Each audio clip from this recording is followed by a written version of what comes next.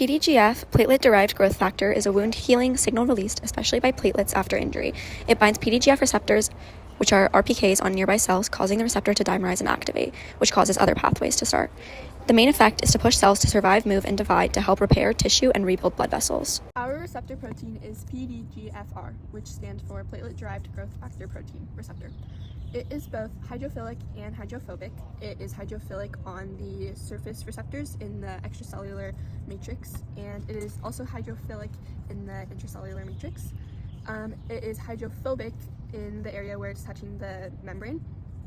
It is a transmembrane glycoprotein, and it's located on the plasma membrane of cells such as vascular endothelial cells, fibroblasts, smooth muscle cells, and glial cells. It comes in pairs of alpha-alpha, which you can see in red, alpha-beta, which you can see in red and green, and beta-beta, which is green-green. Our signaling molecule is PDGF. It is hydrophilic, and we know this because it binds to the protein receptors on the surface of the membrane. The purpose of this group of receptor proteins is to regulate cell proliferation, which is a rapid increase in cell number, as well as growth and differentiation, which is when unspecialized cells become specialized. And in our case of wound healing, they undergo angiogenesis, which is important because this is what forms blood vessels. And in wound healing, they act as repair signals that are released from platelets during clotting to initiate wound healing. Their primary role is to trigger the repair process, specifically stimulating connective tissue cells that are called fibroblasts and vascular smooth muscle cells to multiply and migrate to the injury site.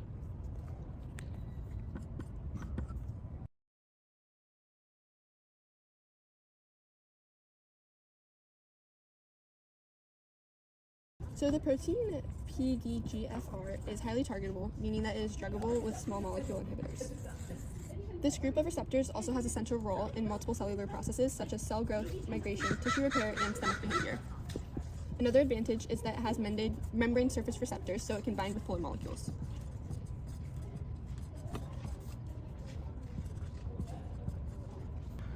Some disadvantages include that the receptor is not disease-specific. It's widely expressed in normal tissues, so if inhibited, wound healing slows. Normal tissue repair is impaired, vascular function can be affected.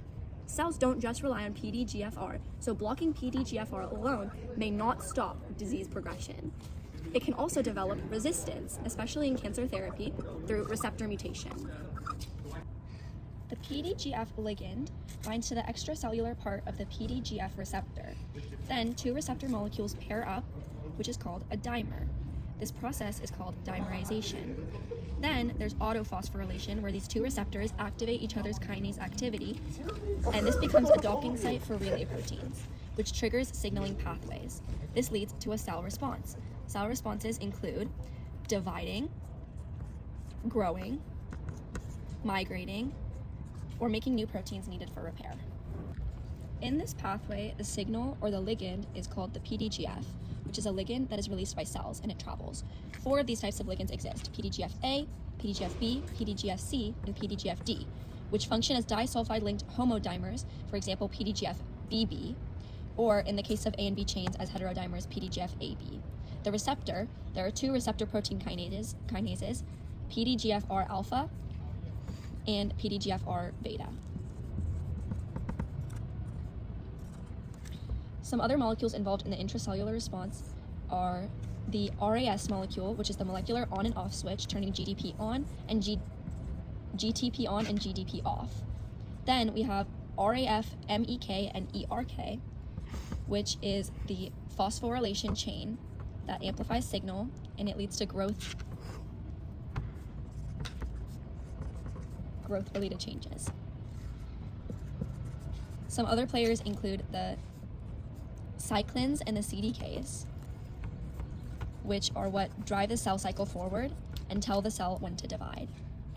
The first step in the signaling pathway is ligand binding, where PDGF is released from platelets, macrophages, endothelial cells, or other areas, and it then binds to PDGFR alpha or PDGFR beta on the cell membrane surface. PDGF is a dimer, meaning that it brings 2 receptor proteins together. Step 2 is receptor dimerization.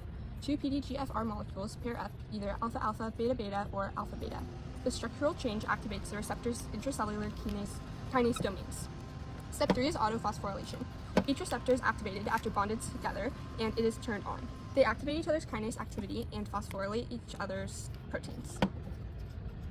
Step 4 is that the receptor protein turns into a docking site for signaling proteins. Proteins with two SH2 domains bind to phosphorylated PDGFR and activate many pathways, such as gene expression, cell proliferation, cell survival, and growth, calcium signaling in growth, and transcription regulation.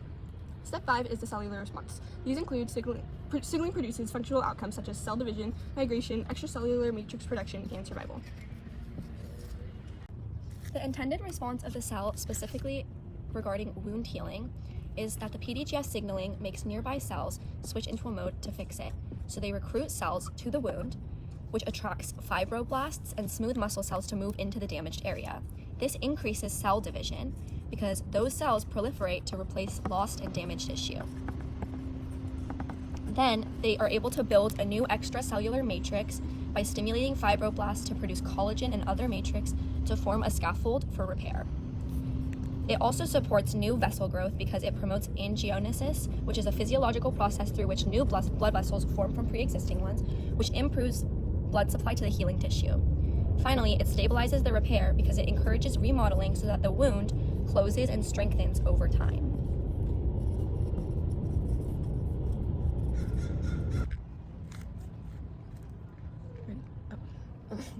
For the pathway to be terminated, cells must prevent constant growth signaling, meaning that they turn off signaling by removing the PDGF ligand from the protein receptor. This then leads to dephosphorylating the receptor, meaning that the phosphates go away. From here, endocytosis happens, and the receptor gets brought into the cell, where it is then recycled and degraded, meaning that the receptor is internalized. From here, RAS turns off. RAS hydrolyzes GDP to TP to GDP, stopping MAPK signaling, and the pathway breaks. Inhibitory proteins are then added, and negative feedback reduces signaling intensity over time. If the pathway is stuck on, meaning it doesn't turn off, cells can divide too much, which is one way that signaling can contribute to cancer. For this pathway, the endogenous agonist is PDGF. It stimulates fibroblast proliferation, collagen deposition, and the migration of inflammatory cells into the wound site. There's an exogenous agonist too, which is the PDGF topical application of PDGF-BB, which is FDA approved for promoting wound closure in neuropathic ulcers. Excessive PDGF activity is associated with pathological conditions such as fibrosis, erythrocytosis, and certain cancers. In these cases, PDGF antagonists, such as inhibitors targeting RPK activity, are used to suppress overactive proliferation.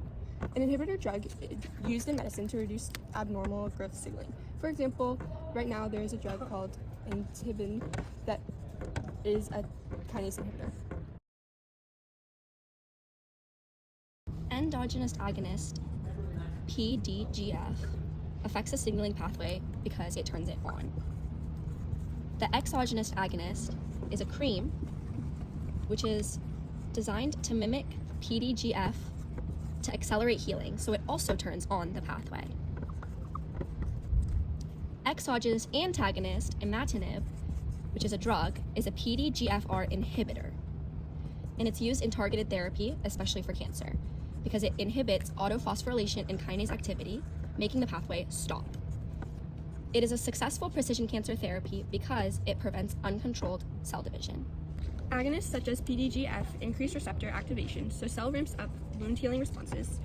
It also increases cell migration into the wounds, creates more cell division, more collagen, and extracellular matrix production, as well as more support for new blood vessel growth.